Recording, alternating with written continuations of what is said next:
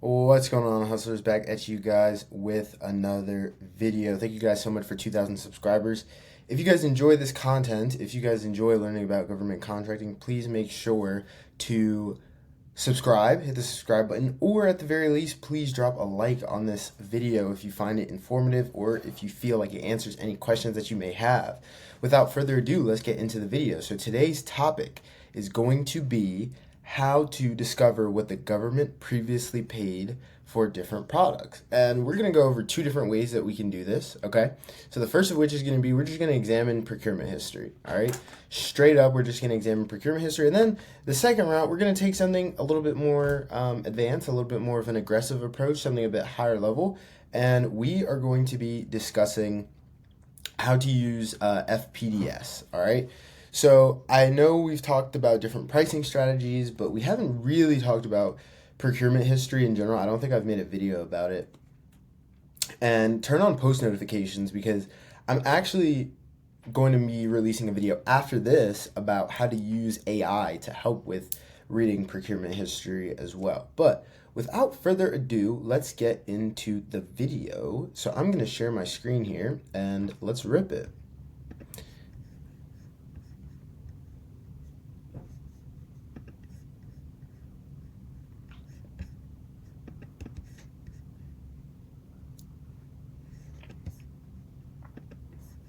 Wow, technology just humbled me.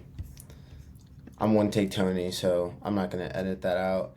I am paying an editor to edit my videos now, but this video, this video is going up before he's officially on my payroll, so you guys are just gonna have to deal with that little 30-second blurb. But here we go.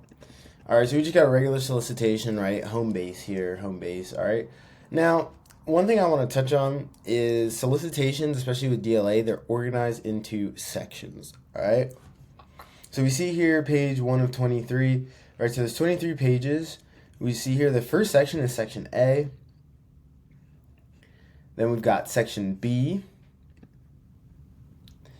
And then we've got section F, H, I,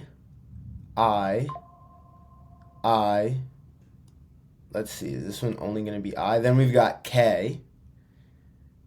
K is continuing. Let's see, are we going to get anything else? Is it going to be K all the way? And then L, here we go, all right? So, each of these sections it serves a purpose. Obviously, the government didn't put it there for no reason. Now, I will say the majority of these sections are definitely jargon, okay? There's the signature yawn. Some people love my yawn. Some people I get hate comments for. If you hate it, please comment down below. Tell me that you absolutely hate it so I can reply to you. But yeah, so solicitations are divided into sections, right? We're going to make this real nice and easy, real simple for you guys. This is the sexy way to do it, all right? To read procurement history and figure out what the government paid for previous products, all you got to do is go to section A, all right? It's going to be in section A, and it's typically going to be at the bottom of section A, all right? So here we go. This is section A, and it's towards the end, right? So section B comes up right after section A, obviously, but we come here. Here's our procurement history, right? So this is going to tell us what the government previously paid for these items, and it's towards the end of section A. All right, so that's how you immediately find it, right? So procurement history, just remember, guys. Wow, 2 yawns back to back. Shows you what the government paid, tells you the company the government bought it from, the contract number, the quantity, the unit cost, the award date, whether or not it was surplus material. Some of these contracts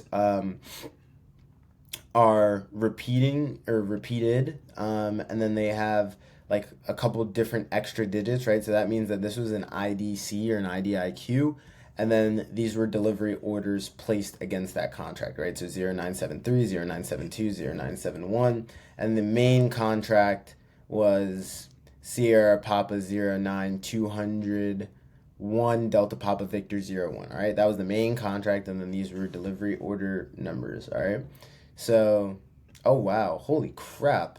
This entire procurement history is literally just delivery orders. But anyways, all right, You can just open up the solicitation. You can come here, and the government literally tells you, it's public information because it's taxpayer dollars, exactly what they purchased these items for. Now, I don't remember the exact item that we're looking at. I just picked a random solicitation I had on my computer. But let's just remember a couple of things, and go check out my pricing video as well, which I need to do a better job of linking previous videos when I mention that. But all my stuff is organized, so if you go look at like DLA tutorials or something like that under the playlist, you'll find the pricing video.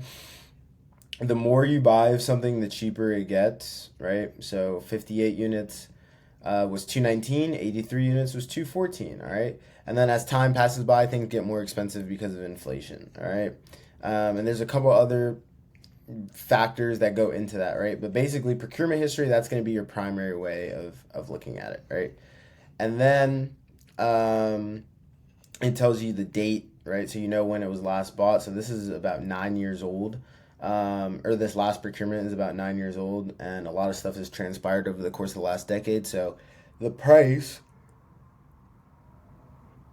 wow, I gotta stop. And I had espresso before this. The price is obviously going to be a lot different than what you get quoted today, 10 years later, post-COVID as well, right? So that's one way. That's the nice, easy, quick way. That's the sexy way, all right? Then we're going to come here to FPDS. So I've talked about how to use FPDS multiple times. I did a deep dive in our weekly coaching call last week or 2 weeks ago in our Skool community, which we have these group calls every Wednesday at 7 p.m. EST, and they are recorded and stored in our classroom. And it's a group of 250 government contractors. I think we're above 250 now.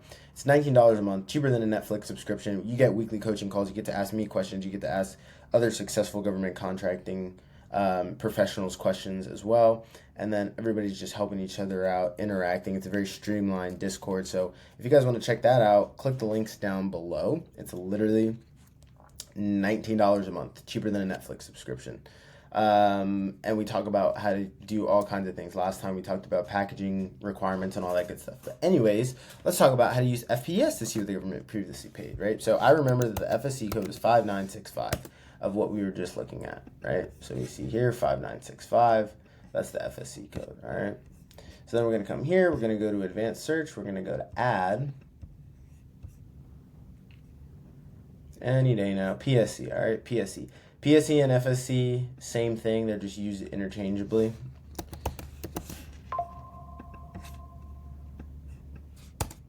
Now, one thing that I want to clarify is when you search for FPDS, you are looking at the price of the entire product market. Like you're looking at what DLA spends on that product market, not that specific item, okay? But it's a lot more in-depth, all right? So we come here, we got different departments and different contracting agencies, all right? So we want to come here, Defense Logistics Agency, boom. And then we want to go to sort by date signed. We want it in descending. So we want the most recent stuff first. Now remember, FPDS has a 90-day lag, okay? They got a 90-day lag. So the most recent stuff, today is September 2nd. The most recent stuff that you're going to see on FPDS is June 3rd, all right? However, this still is going to give you some really good insight as to what the government's been paying for these items recently, right? So we see here 87,000, 7,000, 89,000, 23,000, 12,000, 20,000, all right? And these are electronic components, all right? So we can see that the government's spending, solid bread on this, 52 grand, 130 grand, 50,000. Yeah, so this isn't any pushover stuff right here, all right? So this tells us that, over the course of 2024, the last 6 months, DLA's, I haven't seen a single contract that hasn't been 5 figures. I jinxed myself. There's one. But yeah, all of these are like 5-figure contracts, except these ones. Whenever you see the minus, it means that the contract was canceled. But yeah, the majority of these are 5-figure plus contracts, right? So that's how you know, okay, DLA is willing to put up cheese and they're willing to spend money on this item. All right, so that's it for today's video. It was short, sweet, quick. I don't like to BS you guys and beat around the bush. So thank you guys so much for tuning in. Hustlers, not only am I looking forward to your success, I am absolutely sure of it. Let's go print those dollars, baby.